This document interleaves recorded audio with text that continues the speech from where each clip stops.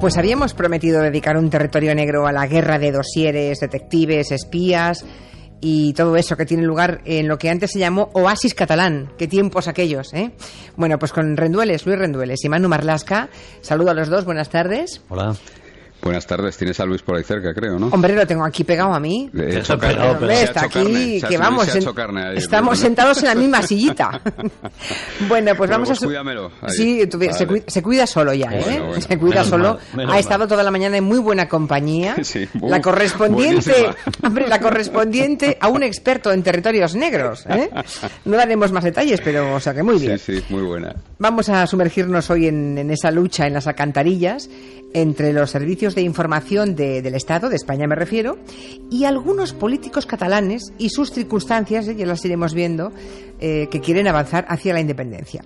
Ya les dije al principio que después de oír hoy el territorio negro, seguro que entienden un poco más y mejor lo que ha pasado en los últimos meses. Bueno, vamos al principio. Hablemos un poco de la clave de esta batalla. Como diría Jesús Lindubrique, la clave está en dos palabras, bueno, esta vez sí que son dos palabras, sino una partida por la mitad, que es, atención, Horizonte Después. Es el nombre de un plan de los servicios secretos, del Centro Nacional de Inteligencia, el CNI. Horizonte Después, repito. ¿Cuándo se elaboró ese informe? Horizonte Después es el título de un informe de algo más de 500 páginas que el CNI elaboró entre finales de septiembre y principios de octubre del 2012, del año pasado. El informe se guarda en una cámara acorazada de la sede central de los servicios de inteligencia, a las afueras de Madrid, en la carretera de La Coruña, sí, a la que solo tienen acceso de la que solo tienen la clave dos personas, el director del centro, Félix Sanz, y otra persona de su máxima confianza, ¿no? Aunque también hay al menos una versión impresa y encuadernada en un lomo blanco que se ha enseñado a algunas otras personas. Bien, o sea, tenemos ya un informe secreto llamado Horizonte Después. ¿Después de qué? A todo esto, ¿después de qué? Pues después de las elecciones catalanas, aquellas que convocó el presidente de la Generalitat, Artur Mas, que convocó anticipadamente para noviembre del año pasado. El detonante de que el CNI se pusiera a trabajar fue una reunión que Artur Mas mantuvo en Moncloa, la recordaréis, con el presidente del gobierno, con Mariano Rajoy, el 20 de septiembre del año 2012. Allí, según nos cuentan Mas, lo que anuncia Rajoy son sus planes para adelantar esas elecciones catalanas y acudir a ellas con un programa donde se iba a defender el llamado derecho a decidir, en realidad el derecho a la independencia, que era yo creo que el proyecto más radical de Convergencia y Unió desde la muerte de Franco. Bien, ¿y los servicios de inteligencia hacen un pronóstico electoral? Bueno, supongo que también hacen un dibujo, supongo, ¿no?, del posible escenario del día después de esas elecciones en Cataluña y en el resto de España, por tanto. Eso es. En ese informe de inteligencia se recoge la estimación de que Convergencia y Unió iba a arrasar en las elecciones catalanas de noviembre. No olvidemos la masiva manifestación de la Diada, la del 11 de septiembre en Barcelona, con más de 1 millón de personas en la calle, la mayoría reclamando o pidiendo la independencia, ¿eh? Pues en ese ambiente, los expertos consultados por el CNI para esa operación, para Horizonte Después, daban al señor Mas y a los suyos entre 70 y 72 diputados en el Parlamento. Me acuerdo. Recordemos que CiU había gobernado con 62 escaños y que la mayoría absoluta en Cataluña se logra con 68 diputados. Así que el informe recoge un escenario prácticamente apocalíptico para España al día siguiente de esos comicios catalanes, el 26 de noviembre pasado. Por lo tanto, desde el CNI lo que se propone es hacer una serie de actuaciones, lo que implica abrir lo que ellos llaman un proyecto de tareas. Vale, ahora vamos a saber qué significa eso de un proyecto de tareas en el argot del CNI. Es elaborar un plan, es decir, una propuesta, lo que hay que hacer, y un presupuesto, lo que cuesta hacer esas cosas, ¿no? En el caso de Horizonte Después, el proyecto de tareas lo dirigía un coronel de la Guardia Civil, adscrito al CNI en la base de Barcelona, y este oficial daba cuenta a un general que trabaja en Madrid. En cuanto al dinero, al presupuesto, Horizonte Después recogía unos gastos estimados en 10 millones de euros para frenar los planes de Artur Mas. ¿10 millones? Es mucha pasta, 10 millones de euros. Bueno, recordemos que este plan de los servicios secretos se pondría en marcha con, supuestamente, un Artur Mas triunfal, gobernando con mucha mayoría absoluta en Cataluña.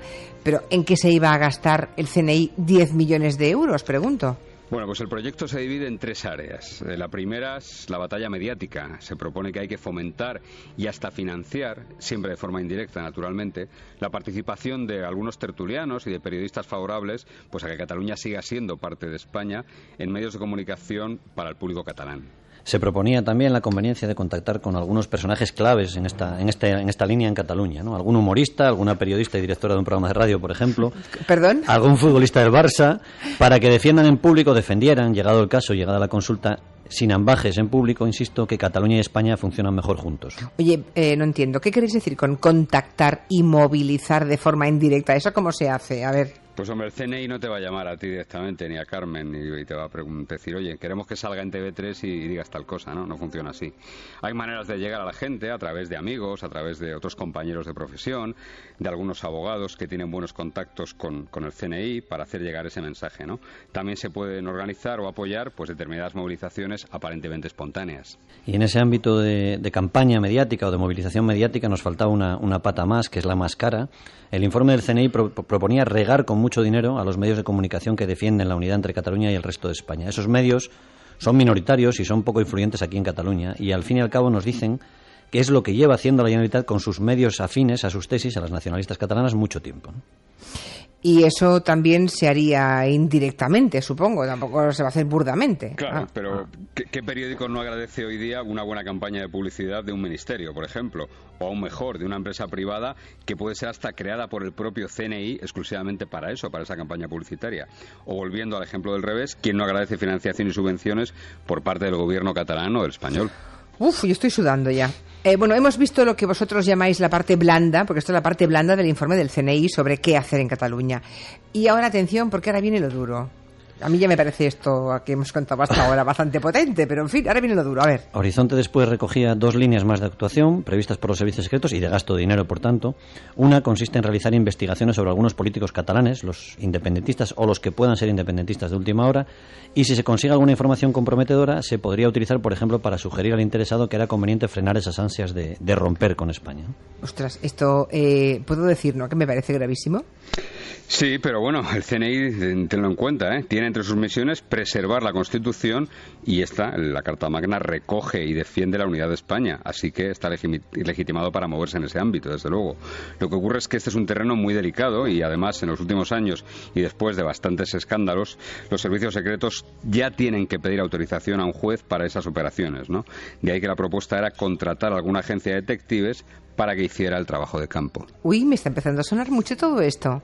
Me está empezando a sonar la música de ese proyecto de los servicios secretos, así que agencias de espionaje.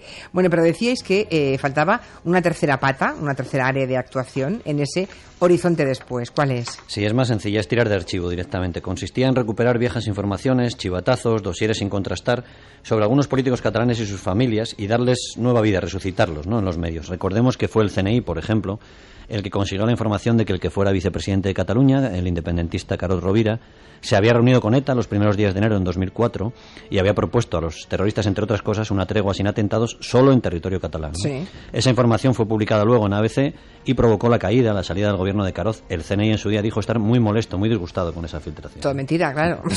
Bueno, hay algo que no me cuadra a todo esto. Decís que ese proyecto del CNI, ese plan para frenar a Artur Mas, se iba a poner en marcha el día después de las elecciones en Cataluña, pero en realidad todo lo que estáis contando ocurrió justo cuando empezó la campaña electoral, o sea, antes de ir a votar. Sí, es cierto, y a nosotros tampoco nos cuadra, y por eso hemos preguntado pues a quienes nos han explicado el contenido de esos planes del CNI, y vamos a trasladarte la respuesta, que dijeron textualmente: nosotros no fuimos, fueron otros grupos operativos, pero gracias a ellos Horizonte después no se cumplió y se quedó viejo.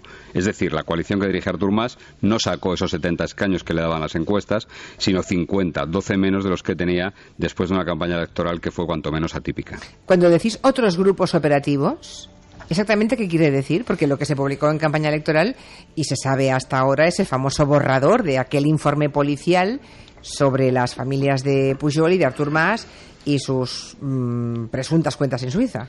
Eso es, en ese borrador y en plena campaña electoral el diario El Mundo publicó incluso que la familia Pujol podía tener hasta 130 millones de euros en cuentas suizas, algo que de momento no se ha demostrado, ni mucho menos. Se habló de otra cuenta también fuera de Artur Mas, de su familia.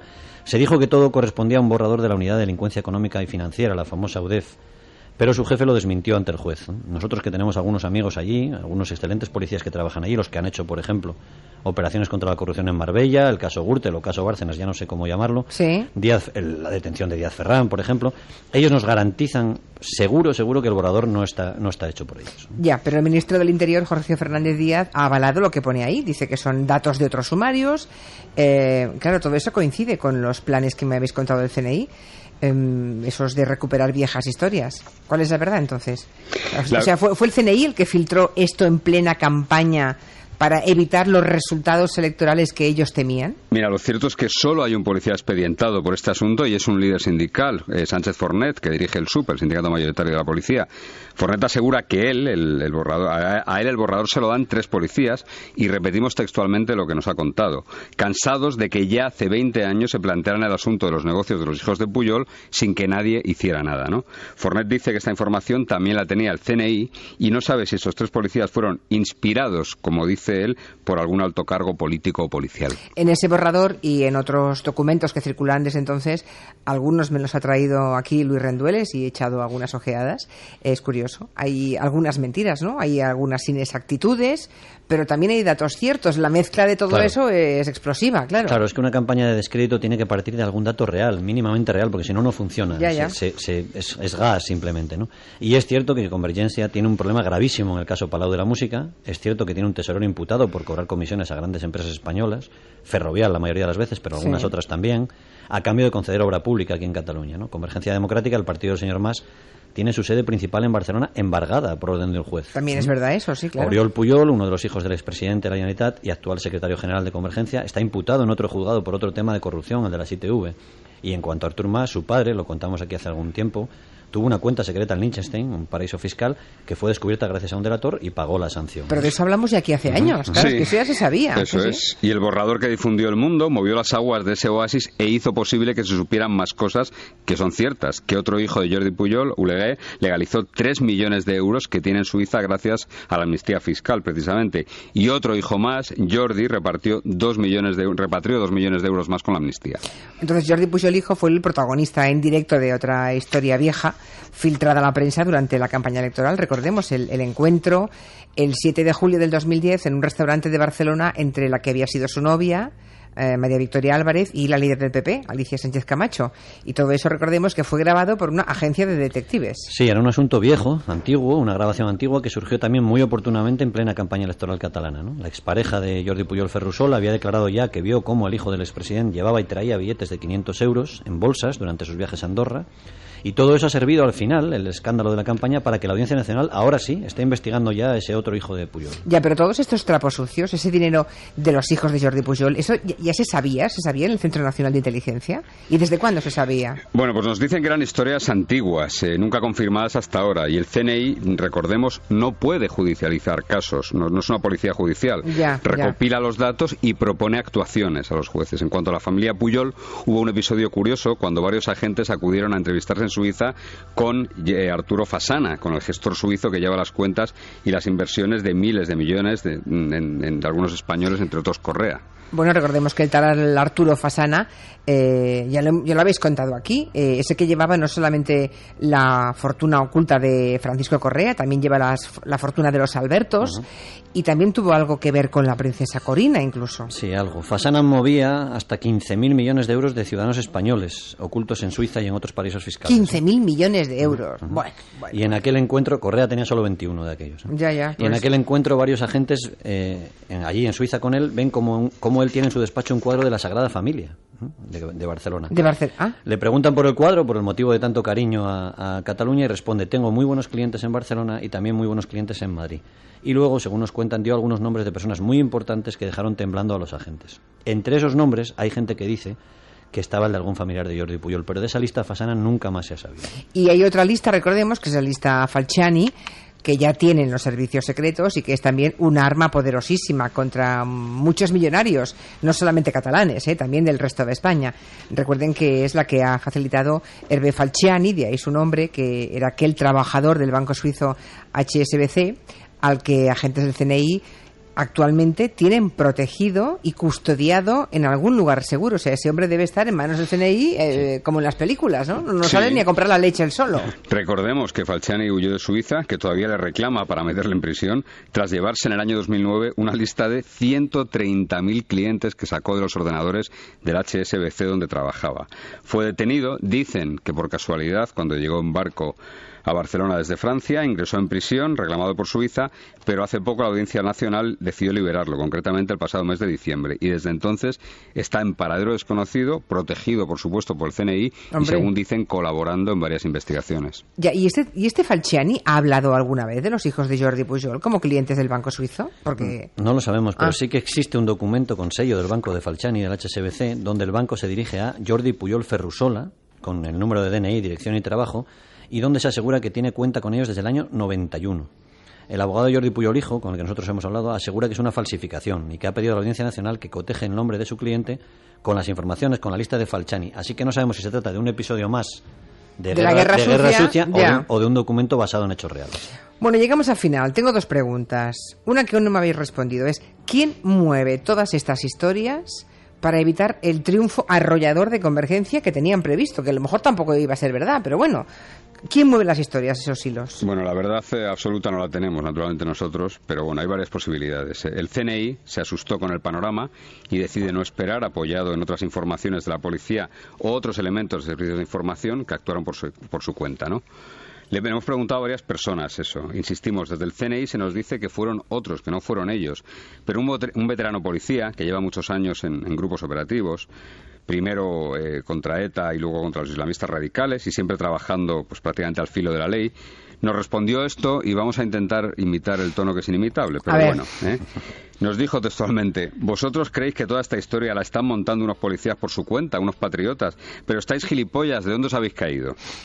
Así que nosotros, evidentemente, no lo sabemos. Vosotros que no sois gilipollas, y los que os escuchan tampoco, estamos atando cabos. Bueno, la segunda pregunta. Imagino que el gobierno catalán, aunque no tiene un servicio de inteligencia, pues también habrá hecho sus movimientos orquestales en la oscuridad, ¿no? Sí, con menos posibilidades, pero sí. El viaje de Artur Mas a Moscú, por ejemplo, antes de aquellas elecciones de las que estamos hablando, alarmó bastante a los Cecilios, que es como llaman al CNI en argot. ¿Cecilios? Cecilios, sí. Qué bonito. Recordemos que elementos mafiosos rusos están muy instalados en Cataluña y podrían financiar parte de algunos proyectos independentistas a cambio de, por ejemplo, entrar en el mercado energético, como intentaron ya con Repsol, con la mediación de la princesa Corina, acordémonos, ¿no? Y el rechazo del CNI expreso, ¿no? Más en Moscú se entrevistó con el presidente de Lukoil, que no logró entrar en Repsol, pero sí que Lukoil forma parte de una sociedad conjunta muy interesante para los servicios secretos con Meroil, que es una empresa catalana, y que desde abril controlan los dos una terminal petrolera en el puerto de Barcelona. El director del CNI, por ejemplo, se quejó también de que el gobierno catalán había estado tratando de identificar cuántos y quiénes eran los agentes españoles en el extranjero. Recordemos que Artur Mas ya quiso formar sus servicios de inteligencia en el año 2010, cuando Convergencia recuperó el poder. El hombre designado para llevarlo a cabo pues no era otro que Xavier Martorell, el exdirector de la policía catalana y también director de seguridad del Fútbol Club Barcelona. Uno de los hombres de confianza de Martorell, actual director de prisiones de la Generalitat, es Francisco Marco, el jefe de Método 3, de la agencia Método 3, la que espió, por ejemplo, el encuentro de Alicia Sánchez Camacho con la expareja del hijo de Pujol. Marco, por ejemplo, también espió a algunos futbolistas del Barça por órdenes de Martorell. Oye, ya, pero muy mal lo hacen esos servicios de inteligencia catalanes, ¿no? Porque dicen que esa agencia también ha trabajado para el CNI. Ya me contará. Esto sí que ponen vela a Dios y vela al diablo. El director del CNI desmintió eso en el Congreso, pero sí que añadió que Francisco Marco, el dueño de la agencia, les había ofrecido sus servicios, ¿no? Y dio una respuesta bastante castiza y bastante sorprendente, ¿no? Dijo: ¿para qué vamos a usar a una ATS si nosotros tenemos cirujanos, ¿no? Es decir, que se usaron cirujanos, imagino. En fin, nosotros aquí solo hemos contado lo que está pasando, y parafraseando a Graham Greene, que le gusta mucho a Manu, sí. Dios y los nacionalismos solo existen para los que escriben editoriales. Nosotros contamos. Ya, ¿para qué vamos a usar un ATS si tenemos cirujanos? Bueno, pues nada, tal cual lo han contado Manu Marlasca, Luis Rendueles, ahí queda. Si alguien llegó a la mitad o quiere volver a escucharlo, bájese el podcast en la web de Onda Cero, que es muy interesante. Y nada, por aquí ya había alguna reacción de algún oyente que dice: ¿entonces lo de Bárcenas también puede ser una campaña de descrédito? No, Bárcenas es otro tipo de historia. No, se lo ha llevado. Esperamos de manera impaciente la versión de Toro Negro del viernes, de este territorio. ¿De Toro Negro? De Tolo Negro. ¡Ay, el Tolo Negro! Hombre, bueno, ya sabes que en el tiempo de la rabiosa actualidad de los viernes sois Renlasca y Mardueles. Sí. Por eso. Territorio Tolo Negro, pues eso. Encantada. Hasta luego. Hasta luego.